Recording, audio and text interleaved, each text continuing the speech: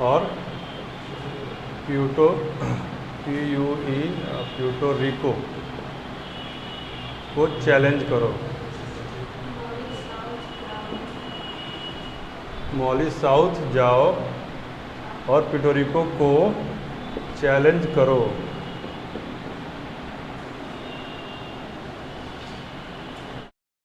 यदि इस 5 शब्द को जानेंगे तो जो फिजिकल फीचर्स हम देख रहे हैं उसमें एक फिगर और जुड़ जाएगा। मॉली ये आर्कटिक सागर का सबसे डीपेस्ट पॉइंट है। आर्कटिक सागर का सबसे लोएस्ट पॉइंट को क्या कहेंगे? MOLLOY।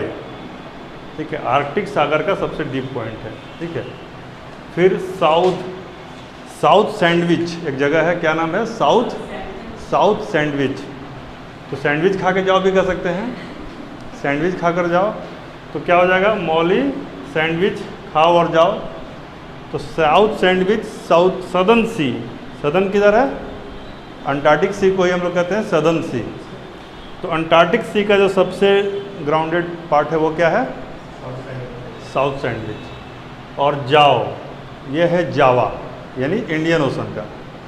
कल वो थोड़ा कन्फ्यूजन हो गया था ना, वो दरअसल क्या है कि जो प्यूटोरिको होता है और ये सब ये बहुत लंबे रेंज में होता है। जैसे मान लीजिए आप जब मरियाना ट्रेंच की बात करते हैं तो उसमें चैलेंजर डीप है, बट ट्रेंच इज इटसेल्फ ये लगभग, विश्वास नहीं कीजिएगा, लगभग 2000 किलोमीटर में फैला होता है, 2-2500 तक में। लेकिन हमको उससे मतलब नहीं, डीप से मतलब है, और वो पैसिफिक में पड़ता है न कि इंडियन ओशन में।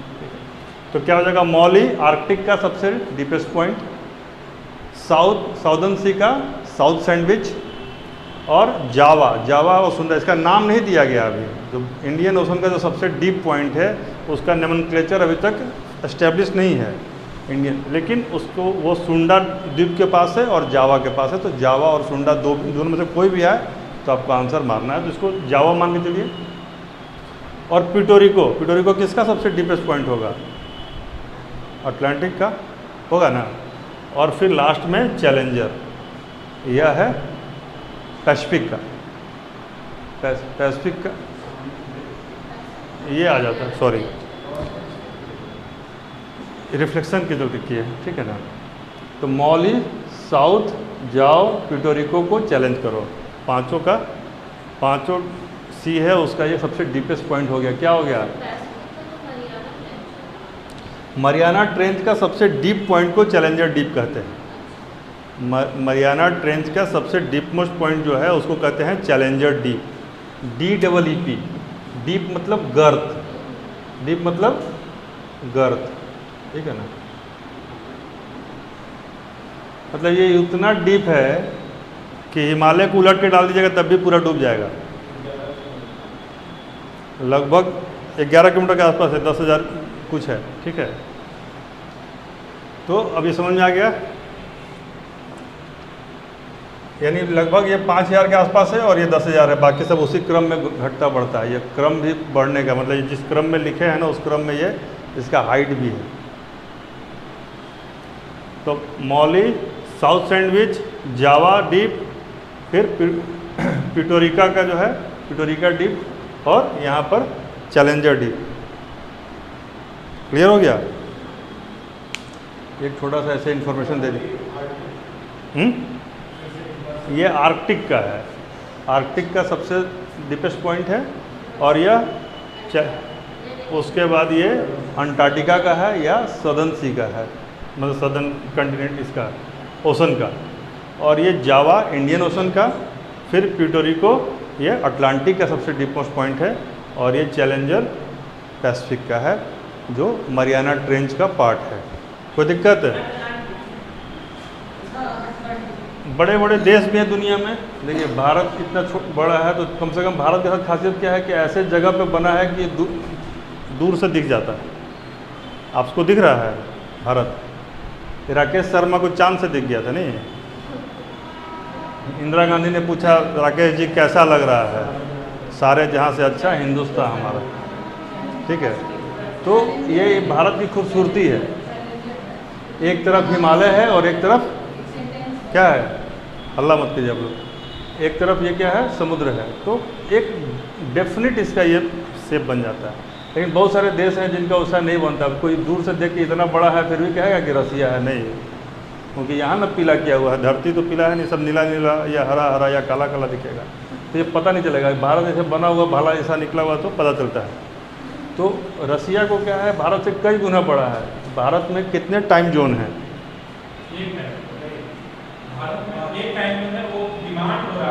दूसरे टाइम, भारत में एक टाइम जोन है, ठीक है। हाँ, क्या बोले? हाँ, मतलब 5.5 घंटे वाला जो डिफरेंस है वो लेके चलते हैं, 5.6 का वो है GMT। लेकिन हम उसी को जो IST जो गुजरती है हमारे यहाँ से, कौन है, हम इलाहाबाद को मान लेते हैं, वहाँ जो हो रहा है वही सब जगह है। इसीलिए क्या होता है कि यहाँ अंधेरा रहता है तब तक यहाँ पर रोशनी रहती है ना। तो टाइम जोन बाद में जब देश बड़ा हो जाए, जैसे मान लीजिए हम कहीं पाकिस्तान पे कब्जा कर ले, अफ़गानिस्तान पे कब्जा कर ले, तो हम लोग को टाइम जोन बढ़ाना पड़ेगा और उसकी तैयारी करनी चाहिए। मतलब किस चीज़ का, टाइम जोन बढ़ाने का, कब्जा करने का? अभी मतलब कोई उत्साही प्रधानमंत्री रहता तो अभी मौका मिला था, अफ़गानिस्तान को बताता कि भाई कागज़ हमारे पास है, पुराने में हमारे ही पास इसका रजिस्ट्री था, तो इसको हम लोग ले सकते थे। और वो एक UNO तो ऐसे भी कमज़ोर संस्था है, कमज़ोर संस्था है, तो जिसका बल रहता तो ले लेते। लेकिन यही विश्व युद्ध का कारण हो जाता है, इसलिए हम लोग शांत रहे। कोई बात नहीं। यहाँ कितने टाइम जोन है?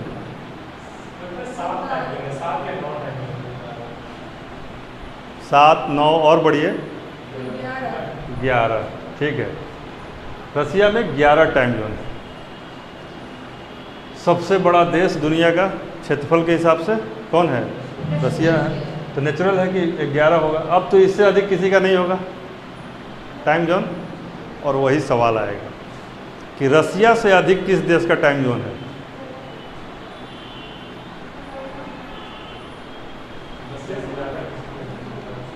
किस? बड़ा छोटा सा देश का है, बहुत छोटा सा देश है, लेकिन टाइम जोन रखा है 12 और देश का नाम है फ्रांस। सर्च करके देखिए, टाइम जोन उसका अलग अलग है। क्यों? क्योंकि फ्रांस क्या है, इसके किनारे है और उसने काफ़ी दूर तक इस पर कब्जा किया हुआ है, बहुत सारे, तो इनके टाइम जोन को मैच करता है, इसलिए उसके पास कितने टाइम जोन है? 12। तो ये एक अच्छा सवाल है, इस क्लास में जो पढ़ रहे हैं उनको और जो इस वीडियो को सुन रहे हैं उनको ये पता चल जाएगा। बहुत कम लोग, क्योंकि क्या है ना कि हमारा जो तरीका है बताने का वो ये है कि आपके अंदर वो तरीका आ जाए।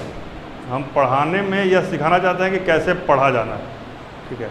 क्योंकि जितनी किताबें पढ़नी है वो सब यहाँ पर तो एक एक डिक्टेट नहीं होगा, लेकिन यदि आपको पढ़ना आ जाएगा तो सब कुछ आपको आ जाएगा। समझा क्या? आज हम लोगों ने कुछ यूनिक फैक्ट्स भी देखे। चांद से नदी कौन सा है वो भी देखा है, कौन सा है? चिम्बोराजो। हिमालय से ऊंचा पहाड़ देखा है, हिमालय को उलट के डाल दिया गड्ढा में तब भी डूबता हुआ देखे उसको है। एक और फैक्ट है, अमेजिंग फैक्ट में है कि पिरामिड्स वर्ल्ड में सबसे अधिक कहाँ है? जैसे टाइम जोन हमने देखा, हम बोले सूडान, तब वर्ल्ड में सबसे अधिक पिरामिड सूडान में है। मिस्र में 114-15 या 2 के आसपास होगा, इसमें 200 प्लस है, लेकिन प्रचार मिस्र का ज़्यादा है, ठीक है। सारगैसो एक सागर भी हम लोगों ने देखा जो कहीं टच नहीं करता है किसी ज़मीन को, यह भी यूनिक फैक्ट है, नहीं है? तो अब यूनिक फैक्ट को छोड़ के हम लोग चलते हैं एक्चुअल फैक्ट्स पर कुछ। तो पृथ्वी घूमती है पश्चिम से पूरब की ओर। अब हम जब महासागरीय धारा पढ़ रहे हैं तो पृथ्वी का घूर्णन समझना जरूरी है, ठीक है। ये हमारा चल रहा है इक्वेटर, रफली मोटा मोटी यही चल रहा है। अब पृथ्वी घूम रही है और पृथ्वी घूमती भी है, थोड़ा सा टेढ़ी भी है। कितना? मान लीजिए यहाँ पर ये सन है और ये है अर्थ, तो ये इधर झुकी रहती है ऐसे, ये सन है ना, सन की ओर 23.5 डिग्री झुकी रहती है और उसके बाद घूमती रहती है। फिर भी हम लोग फेंका नहीं रहे हैं, मतलब ये भी गजब की बात है। नहीं तो इतना नहीं हंसा जाता क्लास में, शांत रहो, ठीक है। तो ये पृथ्वी 23.5 डिग्री पे है और घूम रही है। तो घूमने से क्या होता है कि ये जो पानी है, ये पानी भी घूमने लगता है। यानी पृथ्वी पर तो 2/3 पानी ही है, तो ये पूरा का पूरा पानी जो है घूमने लगता है। अब मान लीजिए उतना बाल्टी में पानी लगे कोई नचाने लगे तो क्या होगा, लहर पैदा हो जाएगा उसमें। तो यही महासागरीय धाराओं का इनिशियल कारण है। और भी कई कारण हैं, लेकिन मेन रीजन यदि पूछ दे कभी तो पृथ्वी का अक्ष पे झुका होना और घूमना, अपने एक्सिस पे रोटेट करना। बाकी एक्सिस के अलॉन्ग वो जो करता है उसका इसमें ज़्यादा इम्पैक्ट नहीं है, एक्सिस पे रोटेशन का इसका इम्पैक्ट है। ठीक है, तो ये 2 रीजन हो जाएगा यदि कंसेप्चुअल सवाल आता है। तो अब क्या होता है कि जैसे पृथ्वी घूम रही है पश्चिम से पूरब की ओर, तो पानी कैसे घूमेगा, उल्टा घूमेगा, पूरब से पश्चिम की ओर। अब ये थोड़ा समझ में नहीं आ रहा होगा, अश्विन को तो समझ में आ रहा है। पृथ्वी पर धरती है और पानी है, तो पृथ्वी घूम रही है पश्चिम से पूरब, तो पानी भी तो ऐसे ही घूमना चाहिए हैं। कि पानी उल्टा क्यों घूमने लगा, या कि नहीं घूमता है, पानी घूम जाता है उल्टा। क्यों घूमता है ऐसा बताइए आप हैं। सेम चीज़ है, it's all due to inertia. इनर्सी जड़त्व का सिद्धांत। जैसे आप गाड़ी पे बैठे हैं, आपको पता नहीं, अचानक स्टार्ट कर दे तो आप पीछे हो जाएगा, गाड़ी जाएगी आगे, आप गिरेंगे पीछे, होता है ना। बस में अचानक ब्रेक मार दिया तो आप उल्टी दिशा में। तो ये चूँकि पानी जो है वह एक स्टैटिक पोजीशन में है और उसका बेस मूव कर जाता है। तो पानी मान लीजिए यहाँ रखा हुआ है, पानी मतलब समुद्र का, तब 1-2 लीटर पानी नहीं ना है, 1-8 किलोमीटर भी नहीं है, 10-12 किलोमीटर पानी रखा हुआ है। और धरती का बेस तो उसका तलछटी हो गया ना, पानी के तलछटी जो है वो हो गया, तो वो जैसे मूव करेगा वह सब पानी चल दिया इधर।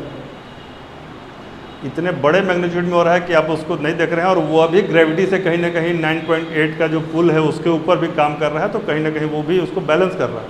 लेकिन एक बेसिक कंसेप्ट आपको ये समझ लेना है। ठीक है, तो महासागरों में धारा का कारण समझ में आ गया। अब आइए, इक्वेटर पर एक करंट चल रहा है, जिसको करंट और धारा एक ही चीज़ है। करंट मतलब बिजली का करंट नहीं, ठीक है ना, या करंट अफेयर्स वाला करंट भी नहीं, यह है ये वाला करंट। तो ये जो महासागर पे ये जो करंट चलेगा इसको कहेंगे इक्वेटोरियल करंट, सबसे विषुवतीय धारा। ठीक है, तो ये कौन सा करंट हो गया, इक्वेटोरियल करंट। ये पूरा चलेगा इक्वेटर के अलॉन्ग। अब कहीं कहीं क्या होगा, मान लीजिए इक्वेटर जाके इसे हमारा यहाँ पर दिया, तो इधर से फिर फोर्स, काउंटर फोर्स लगेगा, तो एक फोर्स इधर भी आ जाएगा फिर। तो इसको क्या बोलेंगे, reverse equatorial current, counter equatorial current. यानी कि ये उल्टा, ये धारा को समझ लीजिएगा। क्या होगा कि आपका तुरंत बहुत सारा धारा क्लियर हो जाएगा। मतलब ये संविधान वाला धारा नहीं, ये वाला धारा है, इस सबको अलग अलग करके चलना है। ठीक है, तो ये हो गया आपका इक्वेटोरियल करंट और रिवर्स इक्वेटोरियल करंट। अब इसी में थोड़ा 10 डिग्री के ऊपर जाके ये करंट बह गया, यानी 10 डिग्री और ऊपर चले गए, 23 डिग्री पर जाएंगे तो क्या मिल जाएगा, मकर रेखा, कर्क रेखा और कर्क रेखा मिल जाएगा। तो 10 डिग्री पर आप आ रहे हैं, 10 डिग्री पे यदि चलने लगा ऐसे, तो क्या बोलेंगे, क्या कहेंगे, नॉर्थ इक्वेटोरियल करंट, उत्तरी विषुवतीय धारा। ठीक, यहाँ पर यदि बन गया तो क्या हो गया, north equatorial current, national egg council. ठीक है, रोज खाए अंडे का प्रचार कौन करता है, यही करता है। और ये हो गया इक्वेटर पर 2 धारा, और एक धारा हो गया इक्वेटर से रिवर्स एकदम 3 धारा, और एक धारा और यहाँ पे हो गया साउथ इक्वेटोरियल करंट, 4 धारा। इतने में 4 धारा हो गया, और 4 धारा सब में जाएगा। होगा, क्यों नहीं होगा। ये 2 धारा और ये 2 धारा हो गई। अब हम इस 2 मेनलैंड है उसके बीच में है। अब एक बार तो इस मेनलैंड को हमको पार करना पड़ेगा, तो सेम सारा चीज़ यहाँ भी होगा। ऐसे एक धारा ऐसे भी होगा, एक धारा यहाँ से जाएगा, एक धारा यहाँ से जाएगा। ठीक है, यहाँ पर भी मतलब इसको तो ये तो टकरा कर लौट गया, अब यहाँ पर एक अलग धारा है। ठीक है, और वैसा ही सेम चीज़ यहाँ पर भी होगा, 2 धारा इसी पर, एक धारा रिटर्न। ठीक है ना, इतनी धारा में कोई दिक्कत सुनिए, विषुवत वृत्त पर है तो विषुवतीय धारा, यदि उसको उलट के जा रही है तो प्रतिक्रिया में जो धारा बनी है प्रतिक्रिया वाली धारा हो गई, यानी काउंटर करंट हो गया वो इक्वेटर का। नॉर्थ में है तो नॉर्दर्न हेमिस्फीयर में है तो वो उत्तरी गोलार्ध वाली धारा को क्या कहेंगे, यहाँ पर 10 डिग्री के आसपास रहता है तो ये नॉर्थ इक्वेटोरियल, और यहाँ साउथ में है तो साउथ इक्वेटोरियल। तो दिक्कत रिटर्न धारा में एक ही धारा महत्वपूर्ण है, इतनी धाराएं रिटर्न होकर आती हैं लेकिन ढंग से फोर्स एक ही जगह लगता है, वो यहाँ पर। वो पूछ रहा है लैंड से, जैसे कि मान लीजिए यहाँ जाके टकरा रहा है तो उसको एक फोर्स जनरेट हो जा रहा है उधर से, तो वो जितनी कैसे पानी यहाँ से हम मारे कि साफ कर दें, मालूम चला कि उससे अधिक पानी हमारे मुंह पे पड़ गया, ऐसा होता है ना। तो यही रिटर्न करंट है, तो उतना मारिए जितना को बचा सके, या वही चीज़ है। तो यहाँ एक गिनी की धारा हो जाती है जो रिवर्स इक्वेटोरियल करंट का उदाहरण है, उसी का है ना। इतना समझ में आ गया। अब आइए, अब इस जगह से स्टार्ट करते हैं।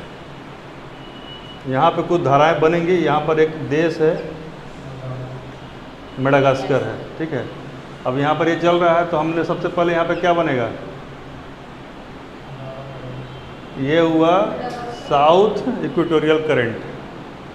क्या है, साउथ इक्वेटोरियल करंट। अब ये जब बहेगा इसका एक ब्रांच इधर घुस जाएगा, एक ब्रांच इधर चला जाएगा। अब ये जो इधर घुस गया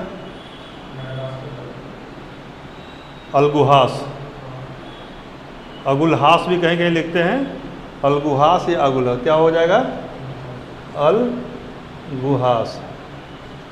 और ये मोजाम्बिक,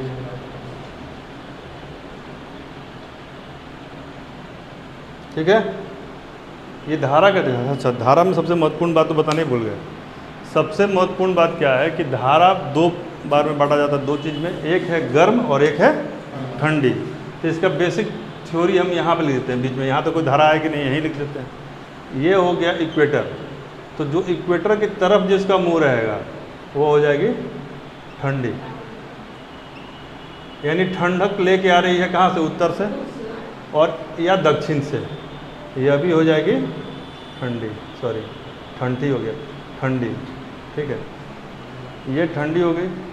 अब दूसरा हो जाएगा जो यहाँ से शुरू करके उधर जा रहा है, यानी पॉइंट स्टार्ट यहाँ से है और जा रहा ऊपर, स्टार्ट हुआ इधर जा रहा इधर, ये दोनों हो जाएगा गर्म। कंसेप्ट क्लियर हो गया अश्विन। यानी यदि ध्रुवों से आएगी भूमध्य रेखा की तरफ, इक्वेटर की तरफ, तो वो हो जाएगी ठंडी, यानी ध्रुव ठंडा है, ठंडा से ठंडा लेके चल दिया इधर। और यदि इधर से उधर जा रहा है, यानी कि भूमध्य रेखा से या फिर इक्वेटर से जाके लगे कि वो टुवार्ड्स इधर जा रहा है, तो उसका नाम क्या हो जाएगा, गर्म जल जा रहा।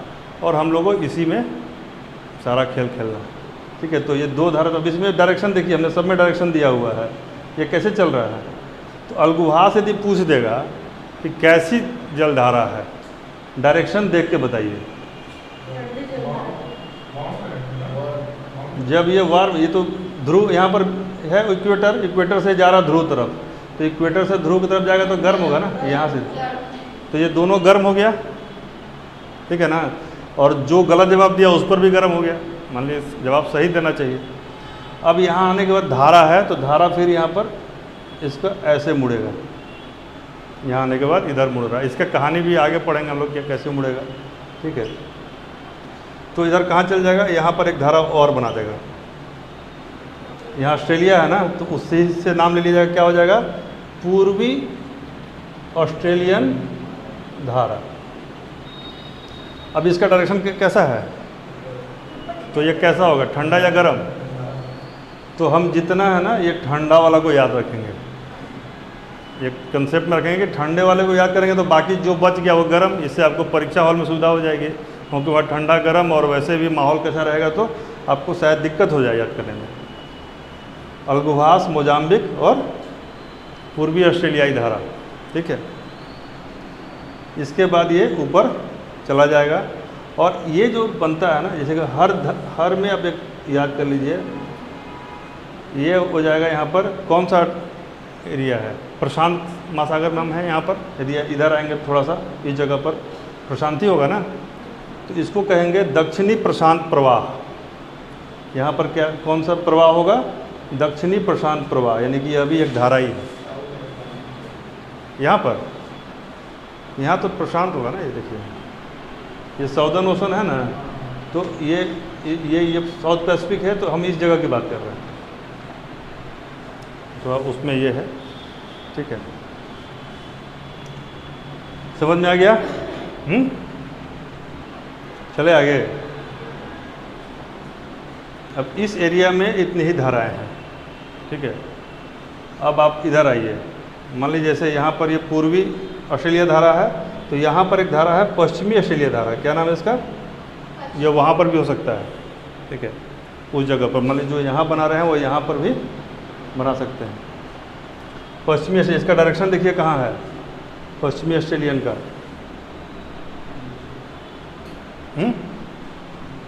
पश्चिमी ऑस्ट्रेलिया यहाँ पर है, यही पश्चिमी ऑस्ट्रेलिया धारा यहाँ पर भी है। इसका डायरेक्शन नीचे की तरफ है। ये कौन सी धारा होगी? गर्म धारा होगी, हैं? और ये धारा ऐसे ऐसे घूमेगी, इक्वेटर से आ रहा तो गर्म होगा ना, गर्मी इक्वेटर में है। अब दोबारा गलती हुआ आपसे, फिर चलिए आगे बढ़िए। ये इधर कौन सा देश पड़ता है? तो ये हो जाएगा पेरुवियन करंट या हम्बोल्ट करंट, जो पूछा था इस बार है। पेरू की धारा, इसका डायरेक्शन किधर है? तो ये हो गया, ये एक हो गया पश्चिम ऑस्ट्रेलिया की धारा, पश्चिम ऑस्ट्रेलियन करंट। ये गर्म और ये ठंडी। ठीक है, अब चलिए एक धारा यहाँ पे कौन सा देश है अमेरिका में? तो कैलिफोर्निया, ऐसा कर दीजिए। इसका डायरेक्शन इधर है। ठीक है, तो ये कौन सा हो जाएगा? ये कैलिफोर्निया। ठीक है, अब ये जो कैलिफोर्निया है रफली हमने यहाँ बनाया, क्योंकि ये उसी से जाकर मिलेगा। तो यहाँ पर समझ आ रहा है कैलिफोर्निया। आप बताइए, हम क्यों बताएं? ठंडा। अब ये कैलिफोर्निया है, यहाँ पर एक हो रहा है कुछ, तो एक धारा है यहाँ पर जो जाएगा, यहाँ पे कौन सा धारा जाएगा? ठीक है, और यहाँ पर जापान हम बताया था कि इस जगह पे जापान है, तो एक धारा इधर चली जाती है थोड़ा सा, उसको कहते हैं सुसीमा जलधारा। और इधर से एक जलधारा आती है, उसका क्या नाम है? ओएसियो। और इस जगह पर एक धारा रहती है और भी, बेरिंग नहीं, कुछ चुराइल। तो वही ना, ये इसके साथ अटैच हो जाएगा, यहाँ पर नहीं हो जाएगा। ये हो गया क्यूरोसियो,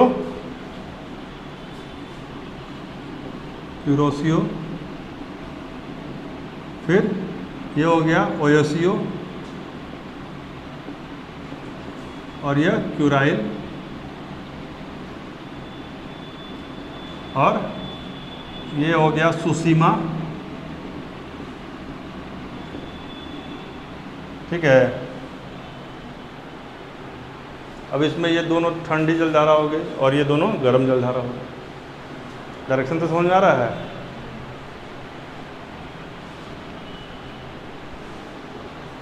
अभी तक किसी को कोई दिक्कत ठंडा गर्म समझने में उसको? अब हमारा एक जोन ये बच रहा है और एक जोन ये बच रहा है। इस जोन में क्या है इम्पोर्टेंट? यहाँ से जो धारा चलेगी कैसे चलेगी? ऐसे चल रही धारा। अब यहाँ से एक धारा इधर आएगी, ये कौन सी धारा है? यहाँ कौन सा देश है? तो ये हो जाएगा ब्राज़ीलियन करंट। ठीक है, यहाँ पे मैंने शुरू में बताया था, यहाँ पर एक रिवर्स धारा भी आएगी। वो कौन सी है? गिनी की धारा। गिनी की धारा ये भी रिवर्स आएगी, तो थोड़ा सा ऐसे ही है, ये भी ठंडे में चला जाएगा, ब्राज़ीलियन है। अब इधर एक धारा इधर से आती है वापस, इसको कहते हैं फॉकलैंड। क्या कहते हैं? सॉरी, फॉकलैंड की धारा है, FALK लिखते हैं इंग्लिश में। क्या लिखते हैं? फॉकलैंड धारा। इसका डायरेक्शन देखिए। अब यहाँ पर एक टिपिकल फीचर आएगा, वो क्या है? ये एक नया चीज़ आप देख लीजिए। वैसे इससे भी ज़्यादा बेहतर ये यहाँ पर समझ जाएगा। ठीक है, यहाँ पर क्या है कि ये ठंडी जलधारा और ठंडा गर्म जहाँ पे होगा तो कीड़ा जन्म लेगा। नहीं, ये तो हम लोग कहते हैं ना नॉर्मल में भी कि ठंडा गर्म हुआ तो कीड़ा लग जाएगा। तो कीड़ा नहीं, मतलब उत्पादकता बढ़ जाएगी, मछलियाँ ज़्यादा होंगी यहाँ पर। यहाँ ज़्यादा मछली और जलीय जंतु पाए जाएंगे और यहाँ पे मतलब मछुआरों के लिए चांदी हो जाएगी। ठीक है, ये हुआ। अब इधर कौन सी धारा हो सकती है? यहाँ पर इसके पैरेलल कोई जगह है? बेंगुएला की धारा है। अब ये नीचे जाएगी कि ऊपर जाएगी?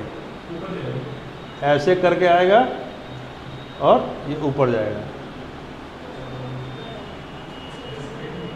बेंगुएला, क्या नाम है? बेंगुएला। बेंगुएला की धारा, इसका डायरेक्शन किधर है? ये ठंडी जल धारा हो गई। ठीक है, अब ये पूरा चक्र पूरा हो गया यहाँ पर। अब आगे ऊपर आइए। ऊपर में बताइए इधर से कौन सी धारा आएगी? यहाँ पर क्या है? एक खाड़ी था ना यहाँ पर, लेब्राडोर बताया था मैंने। तो लेब्राडोर से जब चलेगा इधर आएगा तो ये फिर ठंडा। कौन सी धारा है यहाँ पर लेब्राडोर से जो आती है? क्या? नहीं, बेफिन की खाड़ी से लेब्राडोर करंट आती है। लेब्राडोर, ठीक है। और इधर से कौन सी धारा जाती है? यहाँ से दो धारा जाती है। एक ऐसे गई, एक एंटीलीज जाती है और वो गल्फ ऑफ मैक्सिको में हो जाती है, और एक ऐसे जाएगा। ठीक है, ये बेसिकली यहाँ पर एक गल्फ स्ट्रीम। क्या है? Gulf stream. अब ये नीचे से ऊपर जा रही है तो गर्म हो गई। यहाँ पर एक है एंटीलीज। कौन सा है? एंटीलीज। और ये कौन सा था? यहाँ पर कौन सा देश था जिसके नाम पर है कुछ इस तरह का? यहाँ भी एक धारा है जो कि इसको क्या कहेंगे? बेसिकली ये जो धारा है यही है, साउथ इक्वेटोरियल करंट। इसको नाम दिया जाता है साउथ इक्वेटोरियल करंट। तो साउथ इक्वेटोरियल करंट यहाँ से शुरू हुआ, यहाँ से गल्फ स्ट्रीम बना, उधर से लेब्राडोर आया और यहाँ पर फिर वही चीज़ हो गया जो यहाँ पर हुआ था। ठंडी जाला और गर्म जलधारा मिल गई तो यहाँ बन गया ग्रैंड बैंक। क्या बन गया? Grand bank. Grand bank of fisheries. यहाँ पर बहुत सारा मछली उछली का उत्पादन और बहुत सारे जलीय जीवों का और जलीय पौधों का भी। यहीं पर ना सारगैसो भी है। ठीक है, तो यहाँ पर एक इफेक्ट पैदा होता है और यहीं पे बरमूडा भी है, जो इसको पकड़ने जाएगा उसमें डूब भी जाएगा। ठीक है, तो बहुत सारा उपाय इसी जगह पर किया हुआ है। वर्ल्ड के सबसे मतलब सुंदर घूमने वाले जगहों में से, लेकिन बहुत लोग घूम के वापस नहीं आ पाते हैं। ठीक है, अब हम आते इधर, यहाँ पर ये जो एरिया है, यहाँ एक धारा है ऐसे। इसका नाम क्या है? कैनरी धारा। कनारी भी कर लिखते हैं इसकी जगह, कनारी की धारा। ठीक है, एक धारा इधर जाएगी और एक धारा इधर आएगी। नहीं, उसका नाम ई से है कुछ, इंजीमर या ऐसे कुछ नाम है। यहाँ इस जगह पर होगा कहीं पर। और एक कनारी है और एक है रेनिन। रेनिन, क्या नाम है? रेनिन। समझ आया? और इधर एक करंट है, किसके बगल में है वो? ग्रीनलैंड के पास। इसको क्या बोलते हैं? ग्रीनलैंड करंट है।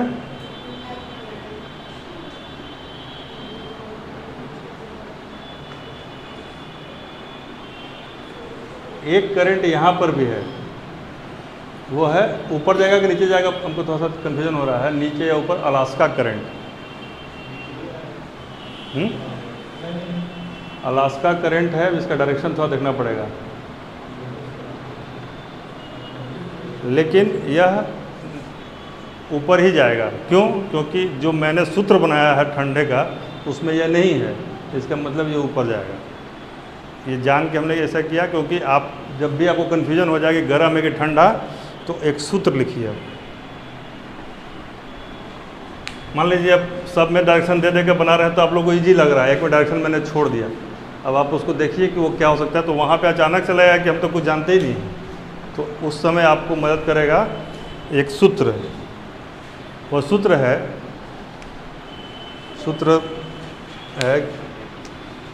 क्यों कैली मान लीजिए किसी लड़की का नाम, उसे कहा गया क्यों कैली हमसे। क्यों कैली, तो बोले क्या बात है भाई, तो बोले हमसे आंटी ले वो की ना। तो भाई आंटी नहीं लगी, क्या लगी कि गाना फाना गा के पश्चिमी, हाँ गाना फाना, और पूर्वी ऑस्ट्रेलिया चल जाएगी। गाना फाना गा के मतलब गाना फाना गाते हुए पूर्वी ऑस्ट्रेलिया चली जाओगी। कि हमसे आंटी मतलब जो खेलने वाला आंटी होता है या दुश्मनी है, जो भी हो। क्यों कैली, तो क्यों से क्या हो जाएगा, क्यूरोसियो नहीं, क्यूराइल।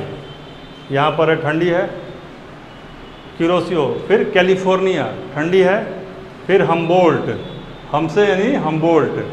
फिर अंटार्कटिका, इधर से जो धारा आएगी ऊपर यहाँ पर वो अंटार्कटिका धारा कहलाएगी, जो अंटार्कटिका तरफ से ऊपर आ रही है। अंटार्कटिका, लेब्राडोर, बू, बेंगुएला, बू फॉर बेंगुएला, फी फॉर किनारा, ये की है, फी नहीं की है, किनारी यानी कैनरी। और उसके बाद गाना यानी गिनी, और फाना मतलब फॉकलैंड, और पूर्वी ऑस्ट्रेलिया चली हुआ। आपको याद केवल पूर्वी ऑस्ट्रेलिया रखना है, ठीक है। यानी क्यों इज वन। अब देखिए एक, आप ध्यान दीजिएगा थोड़ा ध्यान से था। 1 2 3 4 5 6 7 8 9 एंड 10। 10 धाराएं आपको याद रखनी है, वह है ठंडी जलधारा। क्यों कैली हमसे आंटी लेबू की ना, गाना फाना गा के पश्चिम ऑस्ट्रेलिया जेबू की ना। ठीक है, कोई दिक्कत? क्यों से क्या होगा शुभम? क्यों से क्या है? कैली से हमसे, फिर आंटी से अंटार्कटिका, ले से लेब्राडोर, बेंगुएला, कैनरी है वो, कि ये फ जैसा दिख रहा है, इसको क कर देते हैं, ठीक है। किनारे और गाना फाना, गिनी और फॉकलैंड। और ये पश्चिमी ऑस्ट्रेलिया, ठीक है, ये थोड़ा सा कन्फ्यूजन हो गया। पश्चिमी ऑस्ट्रेलिया इधर होगा ना, इधर वाला पार्ट को पश्चिम बोलते हैं, उधर पूर्वी होगा, यहाँ पश्चिमी होगा, पश्चिमी ऑस्ट्रेलिया, ठीक है।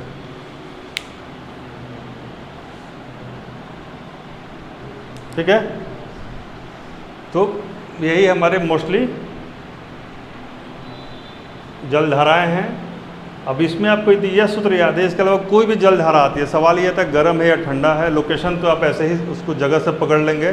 गर्म ठंडा पकड़ने के लिए यह एक सूत्र है, आप इसको और बेटर भी कर सकते हैं अपने हिसाब से, कुछ इसमें ऐड या सब्सट्रैक्ट कर सकते हैं, लेकिन हमें लगा कि थोड़ा सा यह याद होने में आसान है। तो इस सूत्र को देख के 10 जलधारा का नाम बताइए। 10 जलधारा का नाम कोई एक आदमी बताए।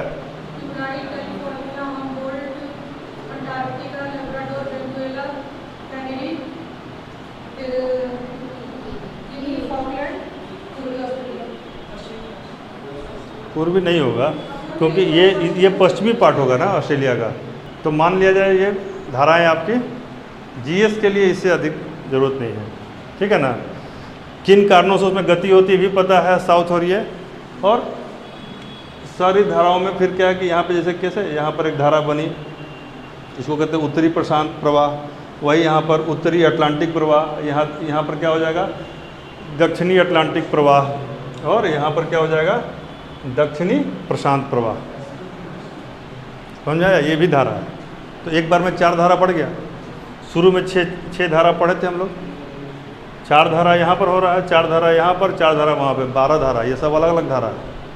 यहाँ पर जो धारा है वो भी धारा वहाँ पर भी है, वो भी धारा यहाँ पर है। तो 4 तिहाई 12, और सब में नीचे में हो गया यहाँ पर दक्षिण में है तो दक्षिणी प्रशांत प्रवाह, यहाँ दक्षिण में है तो दक्षिणी अटलांटिक प्रवाह, यहाँ पर उत्तरी अटलांटिक प्रवाह, और वहाँ पर उत्तरी प्रशांत प्रवाह। यहाँ दक्षिण, उत्तर और दक्षिण करके और उसका नाम लेके वो बता देगा प्रवाह।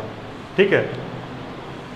बाकी जिस तट से वो जुड़ा रहता है वहाँ पर वो उसका नाम ले लेता है। रफली सबका नामकरण ऐसे ही किया गया है, केवल इसमें डायरेक्शन देखना है।